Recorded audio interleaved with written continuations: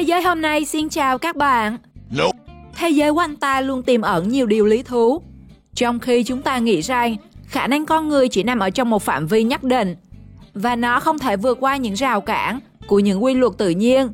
Thế nhưng trên thực tế, vẫn có rất nhiều người có khả năng đột biến, năng lượng tâm linh mà cả những nhà khoa học cũng không thể giải thích được.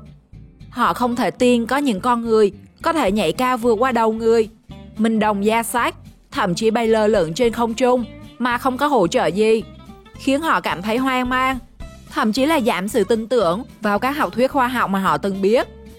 Hãy cùng Thế giới hôm nay tìm hiểu về 10 người phá vỡ những định luật vật lý tồn tại trên trái đất nhé.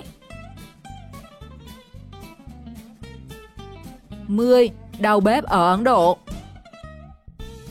Nói đến nền ẩm thực của Ấn Độ, nhiều người có lẽ sẽ phải kinh ngạc, tưởng chừng như họ đến từ một vũ trụ nào đó ngoài kia.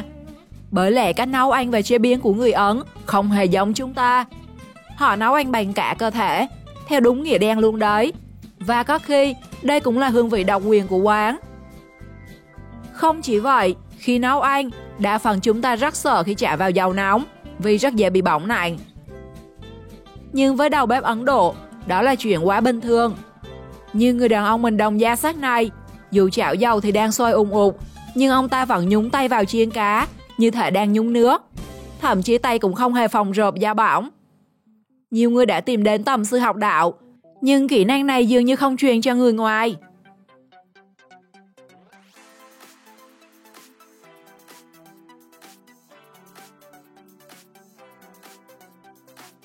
Chín. Người pin. Trong khi đối với mọi người, điện giật là tai nạn gây tổn thương hoặc tử vong đáng sợ, thì anh Slavisa Pakik lại không mấy may lo lắng chuyện này. Slavisa Pakik đến từ Cộng hòa Serbia, đưa mọi người ngưỡng mộ khi dám cho phép dòng điện nguy hiểm trải qua cơ thể. Anh từng ghi vào kỷ lục Guinness khi tiếp nhận dòng điện 20.000V mà vẫn còn sống sót. Năm 2003, anh tiếp tục lập kỷ lục khác là dẫn dòng điện qua cơ thể mình đun nóng một ly nước lên đến 97 độ C trong 1 phút 37 giây. Dường như không ai biết tại sao Pakik lại có thể chịu được dòng điện như vậy. Thậm chí anh còn chẳng có lấy một phản ứng đau đớn. Tại một cuộc thi, Slavisa khiến mọi người ngạc nhiên khi có thể nướng chín cây xúc xích của mình trong tích tắc.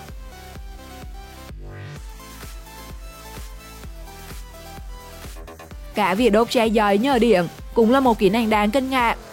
Không chỉ là nguồn dẫn điện tốt, Slavisa còn là một cục pin di động. Bởi không cần chạm vào điện, thì anh vẫn có thể khiến ban giám khảo và mọi người giật mình vì sự truyền điện. Năng lực kỳ lạ này của anh khá giống tình tiết trong bộ phim Moving từng làm mưa làm gió một thời. 8. Tộc người Masai Mara. Với lực hút của trái đất, con người dù cố gắng đến đâu cũng không thể bật nhảy quá cao.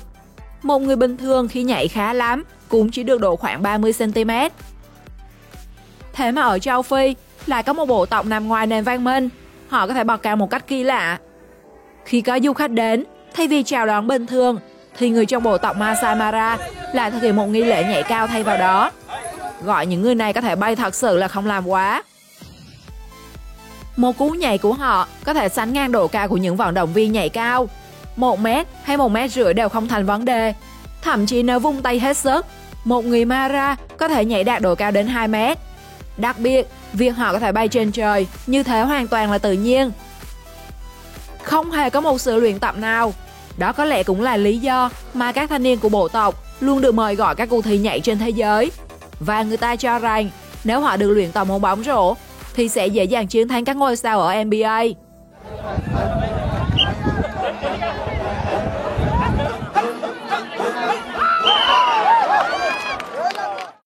7. Máy ảnh sống.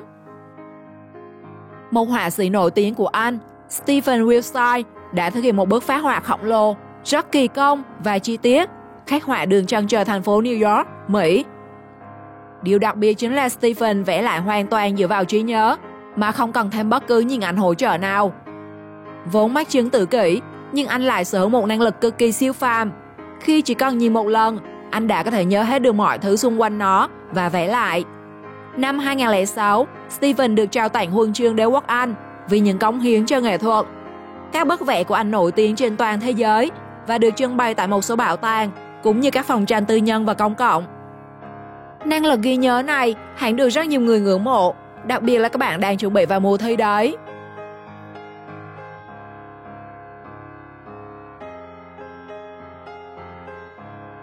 Sáu, người đàn ông 80 năm không ăn uống. Từng tuyên bố rằng đã được nữ thần ban phước khi còn nhỏ, vị tu sĩ Ấn Độ Prahlad Jani đã không ăn uống gì trong suốt 80 năm. Đặc biệt là các bác sĩ từng thăm khám đều đưa ra kết quả Jani có một cơ thể hoàn toàn khỏe mạnh. Theo các nghiên cứu khoa học, cơ thể con người nếu không ăn uống trong hơn một tuần chắc chắn sẽ không thể nào mà sống sót. Bởi lẽ cơ thể cần những nguồn năng lượng để có thể hoạt động bình thường. Để xác thực câu chuyện của Jani, rất nhiều nhà khoa học đã tìm đến ông. Họ đặt nhiều camera để theo dõi cuộc sống hàng ngày của Jani. Nhưng kết quả cho thấy Jani dành phần lớn thời gian một ngày để ngồi thiền. Và thực sự ông không ăn gì hết, khiến giới khoa học phải đứng ngồi không yên. Nhiều nhà nghiên cứu đã lung lay với những kiến thức về cơ thể người của mình bởi nó đi ngược lại mọi thứ.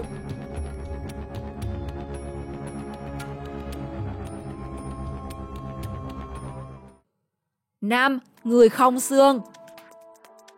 Donald Browning Smith, sinh năm 1979, ở Mỹ, đã phát hiện ra độ dẻo dai của mình khi mới 4 tuổi. Trong khi tụ tập với anh chị em ở Mississippi, anh nhảy ra khỏi giường và hạ cánh bằng một cú xoạc chân. Anh hiện giữ kỷ lục là người dẻo nhất thế giới, cũng như các kỷ lục khác về độ dẻo của mình. Donald có thể làm bất cứ việc gì với cơ thể của mình, từ việc vặn cả hai cánh tay và chân của mình để quay thẳng 180 độ. Anh có thể uốn cong mọi thứ, thậm chí có thể hôn mông mình. Kinh khủng hơn, Donald có thể nhét cơ thể vừa vặn vào một hộp có kích thước nhỏ. Nó khiến anh thật sự như một người không xương. Với 5 lần giữ kỷ lục Guinness, anh đã được mệnh danh là người cao su.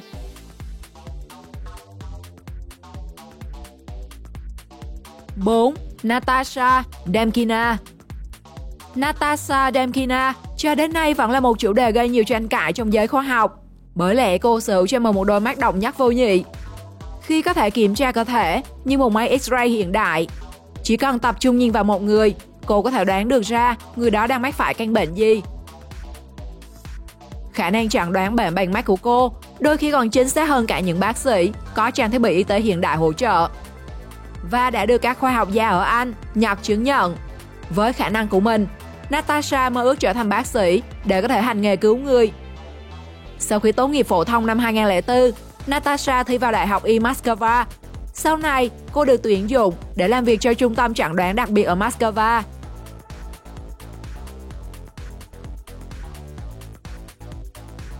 Ba, người dơi Donald Kiss.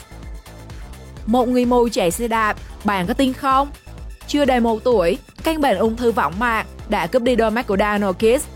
Nhưng ông trời đã bù đắp cho Kiss một khả năng kỳ diệu. Ngay từ lúc mới 2 tuổi, anh đã bắt đầu định vị môi trường xung quanh bằng sóng âm.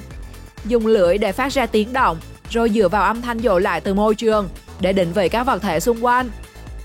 Sóng âm mà Kiss phát ra có thể đạt với tốc độ 300 m/giây. Hiện nay, trình độ định vị bằng sóng âm của Kiss đã đạt tới mức siêu đẳng, bởi anh có thể mô tả chi tiết môi trường xung quanh. Nhờ khả năng ấy mà anh có thể tham gia mọi hoạt động như người bình thường, thậm chí là đi xe đạp mà không sợ va chạm.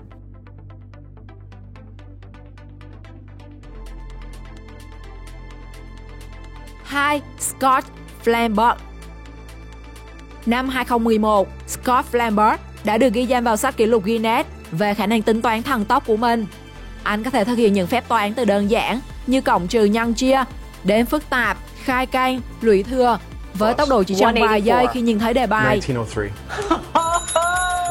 Điều này khiến nhiều người kinh ngạc bởi họ nghĩ rằng chỉ có những máy tính hiện đại mới có thể thực hiện được việc này.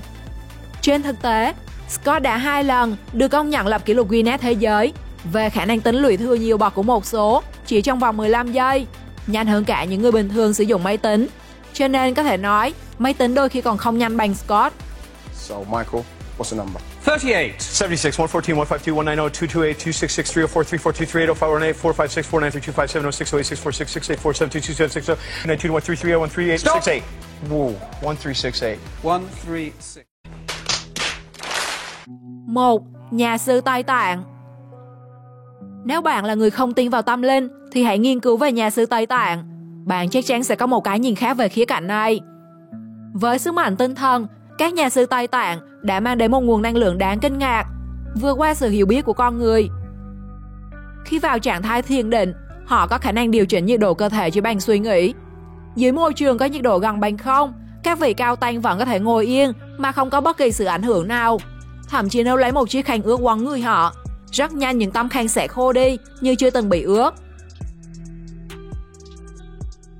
Wim Hof, người nổi tiếng với biệt danh người bay vì khả năng chịu lạnh phi thường trong những điều kiện mà người bình thường có thể tử vong, đã cho biết sự chịu đựng của ông tất cả là nhờ phương pháp thiền định của nhà sư Tây Tạng.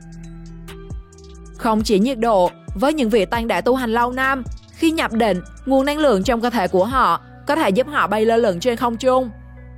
Trong chương trình khám phá của đài Discovery, người dẫn chương trình đã tìm đến một nhà sư Tây Tạng, mặc dù rất đắc ý với những màn ảo thuật đã thể hiện trước đó.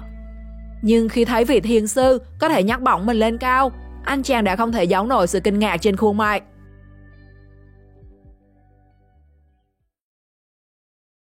Bạn nghĩ sao về những người được đề cập trong danh sách ngày hôm nay? Chia sẻ cho mọi người biết dưới phần bình luận nhé! Đừng quên đăng ký kênh để theo dõi thêm nhiều video thú vị khác. Chào tạm biệt và hẹn gặp lại!